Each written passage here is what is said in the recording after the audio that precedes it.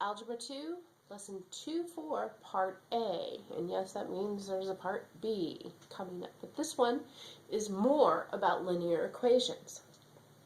Our learning goal for this one is to be able to understand the different forms of linear equations and know when to use each of them. So, my question, once again, is how can I represent a linear function? So, we have a little bit of vocabulary for this one. We have the standard form of linear equation, which happens to be right here, and that's the equation for it, and the point-slope form of a linear equation, which is right here. All right.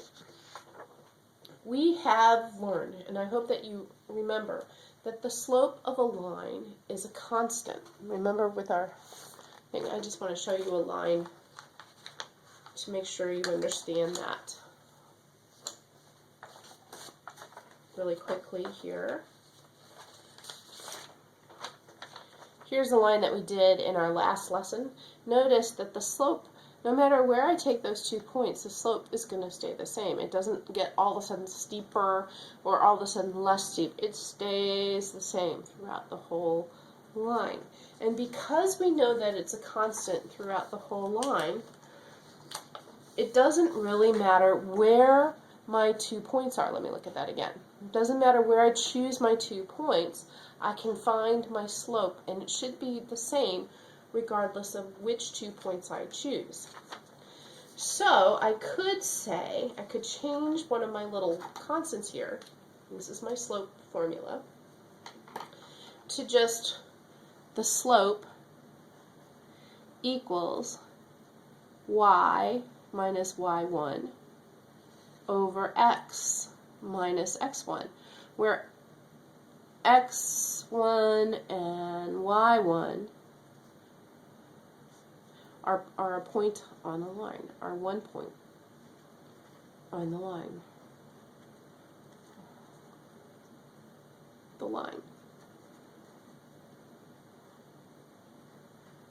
So notice this looks just like this. The only thing I did was take off the 2's because I said it doesn't matter which point I choose. It doesn't have to be a particular point on the line. So doing that, I can then do a little bit more of manipulation. So I'm going to write this down again and show you what I mean.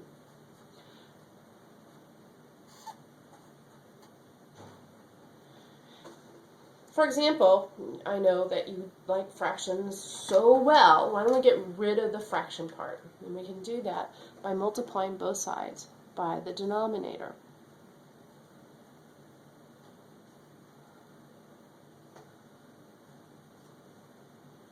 And when we multiply both sides by the denominator, I get something that looks like, and I'm going to do a little rearranging because these cancel out, and I'm left with over here y minus y1 equals, and I'm going to just turn these around a little bit, m times x minus x1.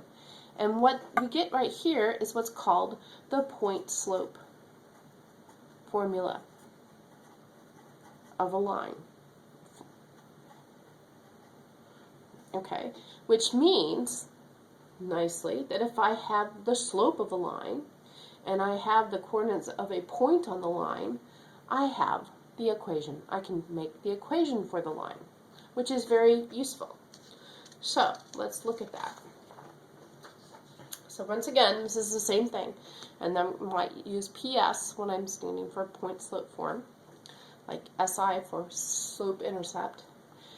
So I have y minus y1 equals the slope times x minus x1. Remember, y1 and x1 are a point on the line. So these are a point on the line, and m, of course, equals slope.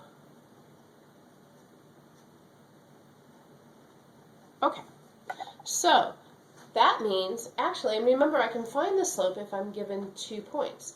So if I'm given 2 points, I can come up with the line. Pretty cool. So let's do that. Given 2 points, write an equation in point-slope form. So m So the first thing we have to do is find the slope, if I'm looking for this. M equals y2 minus y1 over x2 minus x1. Now I always put a little thing over my points because I know which one I'm using for the first point and the second point. It doesn't matter which one you use. This could have been 1 or 2. It's just that you have to be consistent because otherwise your sign comes out wrong. Okay, anyway, so if I'm going to use y2, which is 8, minus y1, which is 2, over x1, or x2, which is 5, minus x1, which is 3. So I get 8 minus 2 is 6, 5 minus 3 is 2, so my slope ends up being 3, or 3 over 1, meaning I'd go up 3 and over 1 if I was going to graph it. So now I have my slope, and I have 2 points. Well, which one do I use? It doesn't really matter, which tells me also, and it should be telling you, is that not everybody's line is going to look like it has the same equation. But it does. It's kind of weird that way. Anyway, so I'm going to go ahead and put that into my point slope formula and get y minus y1. I might as well use the same point that I used for 1. Y minus 2 equals my slope 3 times x minus 3. Okay. And that is my equation for the line. Notice I could have also had y minus 8 equals 3 times x minus 5. And believe it or not, that is the same equation. Either one works. Okay. There's another form, and we kind of briefly talked about it. It's called the standard form of the line. I think of it as the formal formula for a line. Okay? And A, B, and C, notice these are not, and this B is not like the same B in a slope-intercept form. They are usually integers. And A is usually positive. And the other thing that is really important is that both A and B cannot be 0 at the same time. Okay? You could have one of them 0, but not both of them. Okay. So, the thing is that a lot of times we have these wonderful formulas, and like this one happens to be in slope-intercept form. What we need to do is change it into standard form. Okay?